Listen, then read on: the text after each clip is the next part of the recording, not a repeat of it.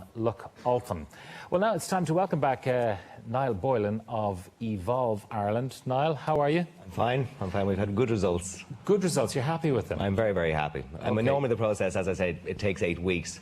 We've prepped these people obviously all day today as well, and we went to a lot of trouble because we have to import hair, real live hair.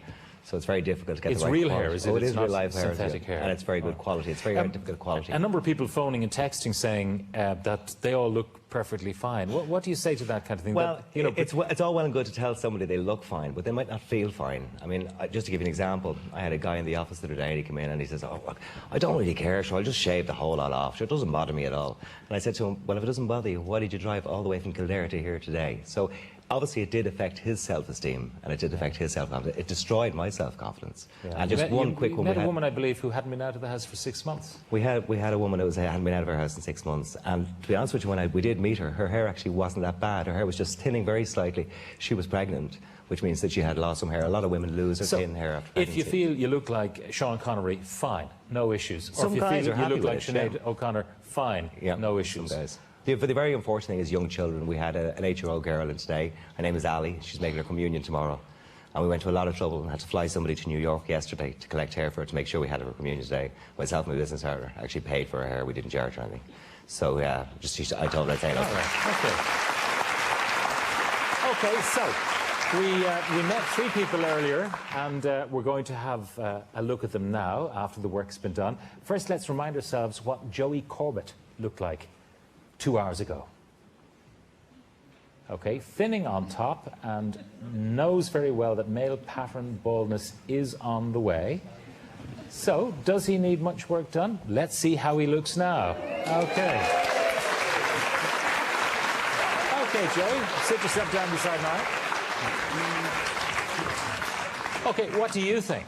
I love it. I think it's great. I couldn't wait to come out here. I was like, come on, I want to get out and show everybody.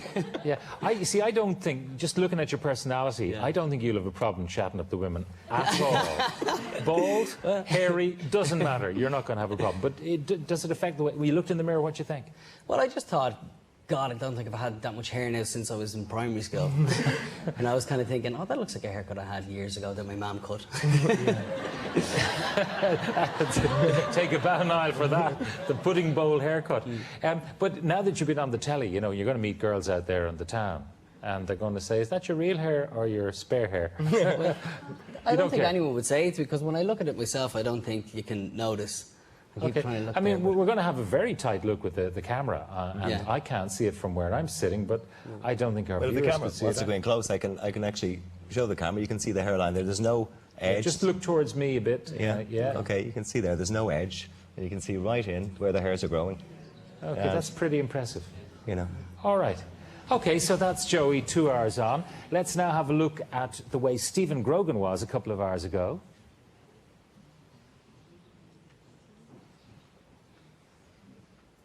Okay, there's Stephen.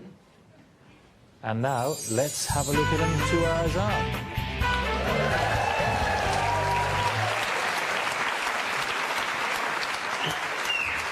Okay, sit yourself down there, Stephen. Now, I have to say, it does take years off you. What do you think, folks? It does, yeah. The difference for you, then, when you look in the mirror and see this instead of a bald pate? Yeah, it's great to be able to have the work done, like, and be able to feel this way, like, and not have to worry about people staring at you and saying, God, he's bald at such a young age. It's a wonderful thing. Like, do you have a girlfriend, by the way? I do, actually, yeah. All right, but she was happy with you. Yeah, she was very happy with me, like. Yeah. But that's what she says. A modest man. So, will you continue with this, though, even though she's happy with you the other way? Yeah, well, it's great to, as I said, it's great to be able to get the treatment here in Ireland, like, you know, because it's only something. And if she wants you, she can pretend you're somebody else. That's it. Poor choice. She has 2 people that she can have fun with. All right. Well, I must say that's very impressive, and it does definitely take years off you. So let's look at Kimberly Fleming, the way she was when she came into our studio at around 9:30. Okay, that's Kimberly, and she explained the difficulties that she had, and you know, always wearing a wig because. But now.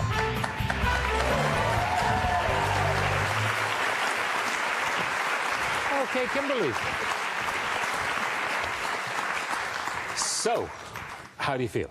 A lot more confident. I've been really quiet without my hair on. They wondered who I was, because normally I'm very loud when I'm Because you would normally be wearing this wig. I would normally wear a wig, which is really nothing like this at all. So, What's the difference between the kind of wig you'd wear and this new hair replacement? Wigs are very uncomfortable. You can't tie them off your face, so you'd have to have a huge bulk of hair around your face. You can't actually see your scalp through them. They're very obvious. They're very obvious. And You how get do a you lot of feel about stares. that? About this? Yeah. Amazed. Absolutely amazed. It's Will you be beautiful. able to work that hair the way you'd work naturally growing hair? Yeah. Will you be able to put it in a ponytail or plaits Yeah, or, they were or tie showing it me up? upstairs when they were doing it, all the things I could do with it. It was amazing, absolutely amazing. So, Okay, I can't so- stop smiling. You're really pleased with Yeah, that? very, very pleased. So this will be it from now on? Yes, Yeah. definitely. One question. This particular skull cap that you described, into which the hair is put, what about perspiration? Because people often say theatrical wigs, for example, can be uncomfortable. Yeah, it's completely breathable. It's very lightweight. It's so thin that you can't physically see it, as you can see. And if, for example, somebody like Kimberly who has alopecia, if their hair, for whatever reason, suddenly started to grow, her own hair would actually grow through it. It's that thin, and it's very, very porous as well. Yeah, So I'm just looking at the text going, there's a Kimberly should hold her head up high and be proud of what she is, a beautiful woman. That's from Davina. Thank you. But I mean, you probably have been told that even without hair, you're beautiful, but I've been told, love her. You're beautiful without.